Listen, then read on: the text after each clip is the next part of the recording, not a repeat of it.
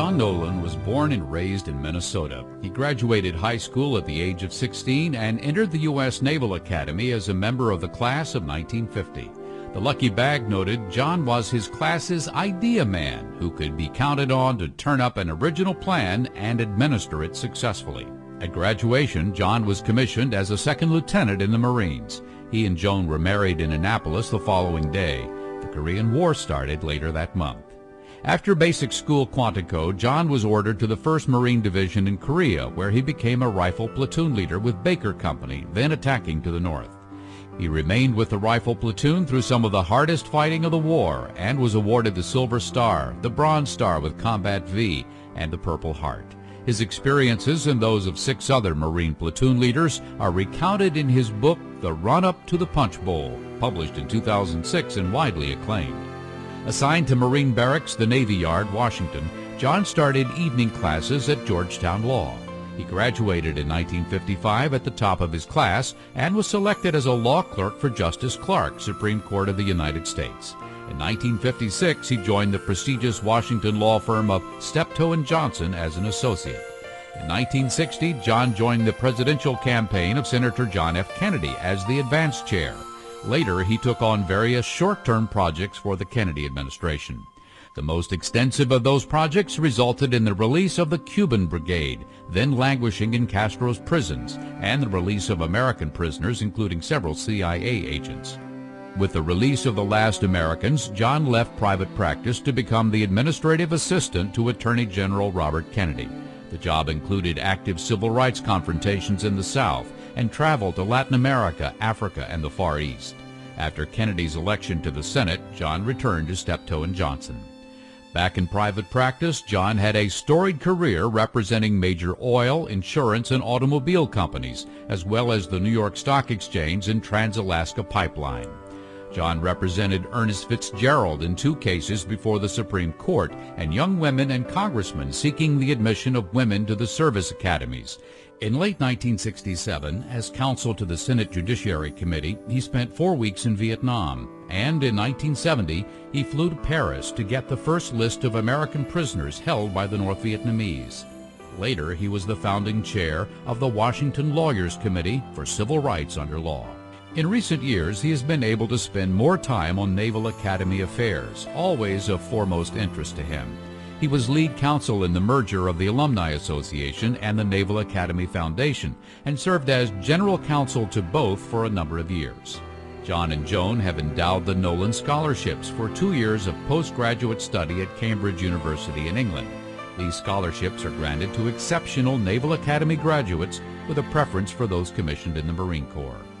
In a life of notable achievements, John views the Nolan Scholarship Program as one of his most significant achievements.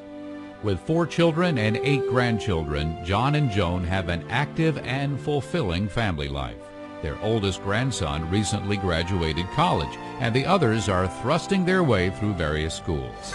Mr. John E. Nolan, who proved his courage on the battlefield and served the cause of justice as an advocate for the country he loves.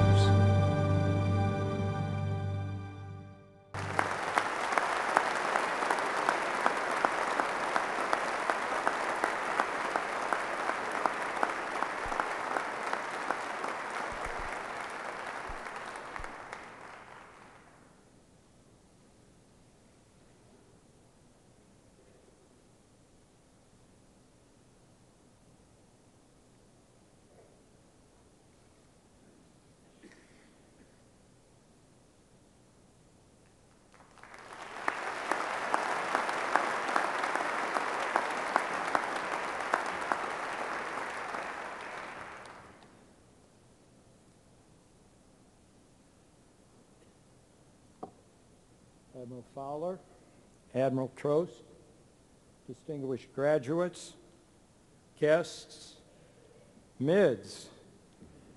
I am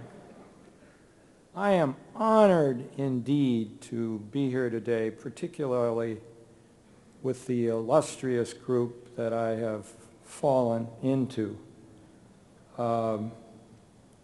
I am also very appreciative of the chance to make a few remarks. I have only 2 points, both directed to the mids. By way of background, I might say that I graduated from here, obviously, a very long time ago. But I've always thought of it as luck that I fell into the class of 1950, the great class of 1950, certainly one of the greatest in Naval Academy history. I think they're right there, many of them.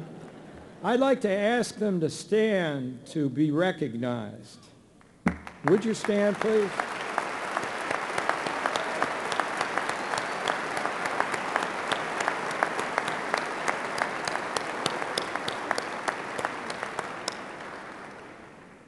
We have had, indeed, very good leadership over the years. Phil Ryan, when we were here, and more recently Roy Snyder and Milt Schultz and Tom Bigley.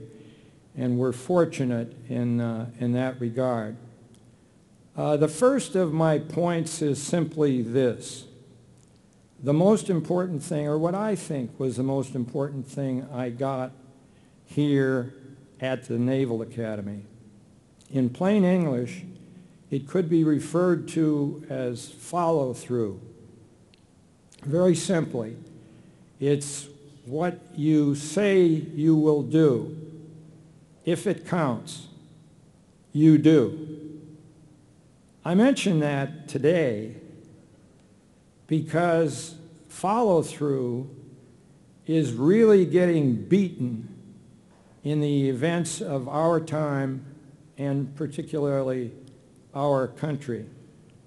It isn't just Wall Street and the bankers. It's much broader than that. It reaches the highest offices in our government, where the promise of doing something has become trivialized.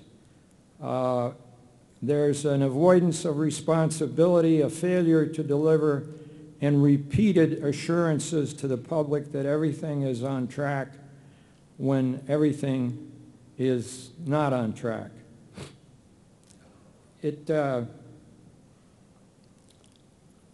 The significance of that is great, and you who are in the brigade now, when you graduate, will be out in a position where your word is relied on vastly. I would hope and fully expect that you will do better than many in business and government and other positions are doing and have done today. The second point is more to the attitude that you might have as you head out into your careers in the fleet or hopefully in the Marine Corps.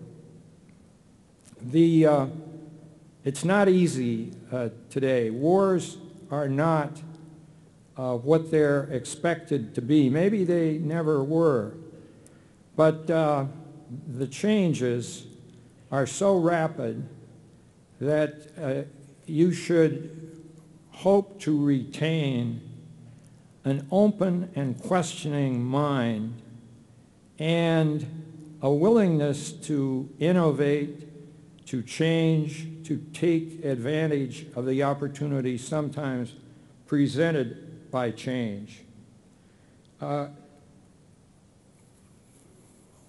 Why do I say that? Because the wars of the future cannot be predicted. It may be that no war could ever be predicted, but certainly not today. Who could have predicted, for example, the extent of our casualties from IEDs and suicide bombers alone in Iraq, or that the key to El Anbar province in Iraq would be the local insurgents and civilians rather than just military force, or that the Somalia pirates, so-called, would have been able to wreak the havoc that they have on merchant ships in the waters off the coast of Somalia. The point is that war is in constant flux, and you may well face challenges that have never been encountered before. I know that you will be up to those challenges. I have every confidence in that. But when you find them, you hopefully will be on your toes, eyes wide open, ready to change, modify, or innovate to surmount whatever obstacle you're facing. Those are my 2 points. And in closing, I would like to thank my family, who are substantially all here. Many have come from considerable distances away. They are a great group. We, that is Joan and I, are very proud of them and look forward to seeing them develop in future life as they have to date. Joan, ever since the day after I graduated from the Naval Academy back in 1950, whenever I could arrange it, Joan has been my constant companion. She is the kindest, most forthright, and far and away the most interesting person I have ever known. She has extraordinary judgment, particularly about people. She can see around corners. And so I'm obviously delighted that she is here this afternoon.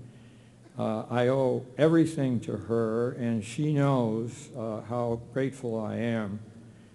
But for everyone else, thank you very much for listening. It's been my pleasure to be here.